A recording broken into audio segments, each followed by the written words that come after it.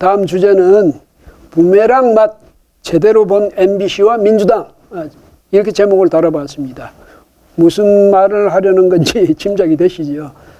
예, 그 MBC가 그 김건희 윤 후보의 부인 김건희 씨 하고 그 통화 내용을 그걸 기어이 공개하지 않았습니까? 그런데 그 결과가 자기들은 그런 게 기대한 게 전혀 없다. 그냥 있는 사실을 보도했을 뿐이다. 이렇게 말할 수도 있겠지만 어쨌든 내심으로는 뭔가 기대했을 거예요. 큰 파문을 일으켜 놓겠다. 뭐 그런 생각이 없었나 모르겠어요. 아마 그랬을 것 같은데 특히 민주당은 이번에 이걸 해가지고 제대로 김건희 이번에 완전히 김건희를 국민들 앞에서 망신 주고 윤 후보의 지지율을 급락시키는 그런 상황을 좀 만들어 보고 싶다. 쾌대를 불렀는데 거꾸로 이게 돌아왔어요. 거꾸로. 부메랑이 던지면 던진 사람 쪽으로 돌아오는 게 부메랑 아니에요. 그 이야기 좀 하려고 합니다. MBC가 지난 19일에 김건희 씨의 그 7시간 45분에 걸친 이명수, 서울의 소리 그 기자라고 하죠. 예. 이 사람과 개인적으로 통화한 내용을 그건 국민의힘에서는 그 통화 내용 그 방송 금지 가처분 신청까지 냈는데 법원에서 물론 몇 가지 그러니까 뭡니까?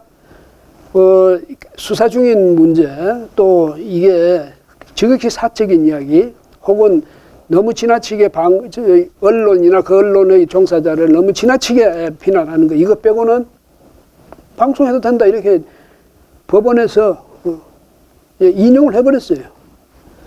그러니까 어떻게 됩니까? 법원에서 가처분 신청을 인용한 게 아니라 상대 측 주장을 받아들인 거죠. 방송해야 된다는 측 주장을. 그래서 방송을 하게 됐잖아요. 그러니까 민주당은 아주 쾌대를 부른 겁니다. 봐라. 이래가지고 민주당에서는 어떤 이야기가 나오냐면 오랜만에 본방사수해야 할 방송이 생겼다. 이게 고민정 의원이 한 이야기입니다. 그 다음에 또 오랜만에 적시에 판결다운 판결을 만났다. 대한민국 구분이 있나 봅니다. 이 땅의 민주주의가 검찰당 손아귀에 떨어지지 않도록 하늘도 돕는 것 같다. 이건 추미애 전 법무장관 한 얘기예요. 또 지상파 시청률 50%. 이번 일요일 이거 한번 해봅시다. 이건 정철이라고 민주당 선대위 카피라이터가 한 말이랍니다. 수많은 사람이 민주당 사람들이 이런 이야기를 했는데 그중에 제가 보니까 대표적으로 세 분 말씀만 이렇게 인용을 했는데 신났죠. 신났죠. 이제 김건희 이걸로 끝이다. 아니 개인적으로 이야기해서 오만 이야기가 나왔을 거 아니냐 이거죠. 거기서 나오는 김건희가 누군지 어떤 사람인지 다 드러날 거다. 이제 한번 당해봐라. 이런 기분이었는데 웬걸 방송이 나가고 난 뒤에 그 MBC가 그 방송을 16일 했는데 그 스트레이트 이런 기획 보도물이 모양이에요. 거기서 나갔는데 나가고 나니까 어떤 현상이 생겼습니까?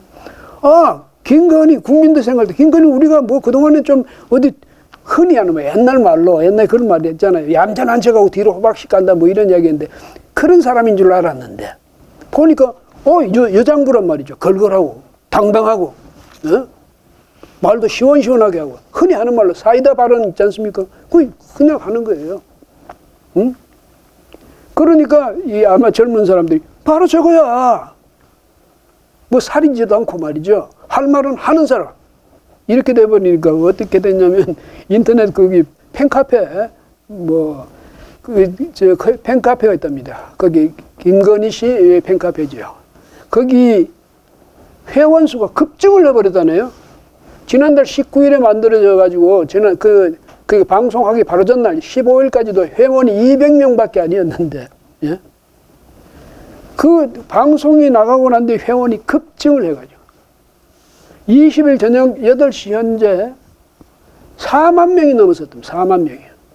몇 배가 늘어난 겁니까? 4만 890 몇 명이 됐다는데 그러면 200배도 훨씬 더 늘어난 거죠. 지금 또 이 상황에서도 얼마나 더 늘어난지 모르죠. 그러니까 거꾸로 당한 겁니다. 그 다음 또 하나는 뭐냐면, 김건희 씨 무슨 줄리라고 하던데, 그러고 어떤 검사하고 무슨 동거했다던데 하는 그런 소문이 이걸로서 싹 없어져 버렸어요. 아니, 저런 사람이 저렇게 당당한 사람이 또 그 사람, 또 김건희 씨도 그 통화하면서 그랬거든요. 내가 뭐가 답답해서 우리 엄마 돈 많은데 몇 달을 그런 거 시키겠냐고. 응? 또 내가 뭐가 답답해서 그런 일 하겠냐고. 이렇게 이야기해보니까 그게 더 설득력이 있잖아요. 그 다음 그걸 뭐 숨기면서 뭐 말을 주저주저 하는 게 아니라 있는 그대로 다 이야기해버리니까. 제대로 걸린 거지. 예? 그 MBC는 그 상황에서도 부득부득 23일날 후속 보도하겠다고 이렇게 큰 소리 치다가 어떻게 했냐면 20일 사흘 앞두고 방송 사흘 앞두고 방송 안 하기로 했답니다. 할 수가 없지. 왜 할 수가 없겠냐. 의도가 있었다면 할 수가 없는 거지. 김건희, 윤석열 한번 당해봐라고 해. 만약 그런 내심으로 그런 생각으로 예? 방송을 강행했던 것이라면 역효과만 날 건데 어떻게 더 할 수 있겠습니까? 민주당은 머쓱해졌지. 쾌재를 불렀는데 거꾸로 돼버린 것 아닙니까? 오히려 김건희 씨 인기를 더 올려줘 버린 게 되죠. 그 다음에 거꾸로 이재명 후보는 뭐냐? 그 장영하 변호사, 예? 이분이 낸 책이 있잖아요. 굿바이 이재명 이 책이 뭐 그동안에 저도 어디 써주면서 구하려다가 이게 말이죠. 어? 품절이 돼가지고 상당히 오래 기다렸다 구했어요. 그런 식으로 인기를 얻게 돼버렸거든요. 거기 내용이 뭐냐? 이재명의 실체가 거기 드러난다. 이래 된 것 아닙니까? 이재명 후보나 잘하지. 예? 김건희 씨 뭐가 문제냐? 오히려 당당하구만. 이게 이제 이렇게 되니까 이게 부메랑이란 겁니다. 제가 볼 때는. 그런 짓 안 하는 게 좋습니다. 그 MBC가 예? 이렇게 되니까 뭐 어떻게 했냐면 이제는 자기들이 뭐 그동안 준비를 많이 했지만은 뭐 그런 방송 여건상 이거는 방송 안 하기로 결정했다 이런 식으로 얼버무리면서 넘어가는데 시청자한테 사과를 해야죠. 그렇게 거창하게 뭐가 엄청난 일이 있는 것 같이 떠벌려놨다가 보니까 이런 결과가 됐다면 아니면 MBC가 모르죠. 또 어떻게 하다가 그 관계자들이 국민의힘 윤석열 후보를 도와주기 위해서 그렇게 의도적으로 했는지 그건 저는 잘 모르겠습니다. 설마 그러게 했겠습니까? 예. 그래서 그런 문제에 대해서는 MBC도 앞으로 보도를 어떻게 해야 되는지. 왜냐하면 아무리 그렇지만 보도를 할 때는요. 예? 그 기사를 취재할 때 그 취재의 최소한의 윤리성은 확보돼야 되거든요. 예? 거짓말로 취재한다든가 무슨 아주 음모적으로 취재를 한다든가 예? 그렇게 왜 우리가 함정 수사하면 안 된다고 막 그러잖아요. 취재를 그런 함정 수사식으로 취재한다든지. 예? 그러니까 그 함정 취재 아니에요. 이명수라는 기자. 애초에 무슨 열린 공감 TV하고 서로 그 협업하기로 하고 했다면서요. 코치를 받아가면서. 무슨 취재를 그렇게 합니까? 예? 그런 부도덕한 취재, 비열한 취재, 그거를 취재한 그 결과물을 그걸 기사라고 인정할 수 있습니까? 명색의 언론이, 특히 MBC는 버젓이 말이죠. 책에 다 갖춘 거대 언론사 아닙니까? 어떻게 그런 걸 기사라고 갖고 와서 기어이 부득부득 보도를 합니까? 채통 때문이라도 그걸 생각하면 보도를 못하죠. 그런 기사는 내쳐버려야지. 왜? 취재 과정이 부도덕했다. 함정 취재를 했다. 그건 우리는 보도를 국민들 앞에 그것을 보도를 못한다.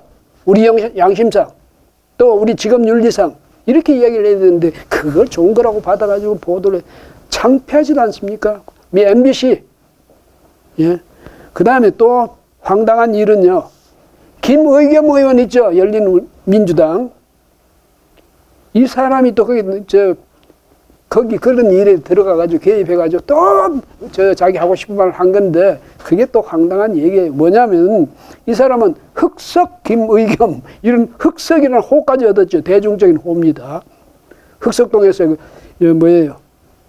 부동산 투기 의혹을 받아가지고 예?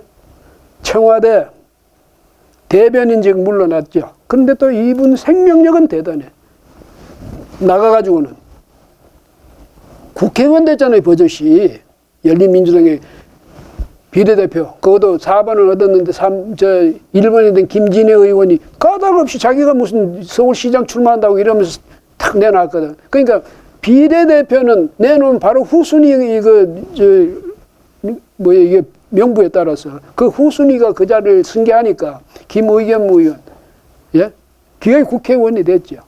근데 이 사람이 신문 기자를 29년이나 한 사람이에요. 그걸 자기 스스로도 굉장히 자부심을 갖고 자랑하는 사람. 이런 사람이 바로 이 함정 취재, 이 문제를 가지고 아주 자기는 이명수 그 기자를 말이야 직접 만나서 들었다 이걸 강조하면서 이야기를 하는데, 예? 뭐라고 하냐면 김건희 씨가 국민들 앞에 사과할 때는 좀 가녀린 모습, 여성적인 모습을 보였다. 그런데 박영선 전 장관께서 말씀했듯이 연기였다는 게 이번 녹취를 통해서 드러났다고 생각한다.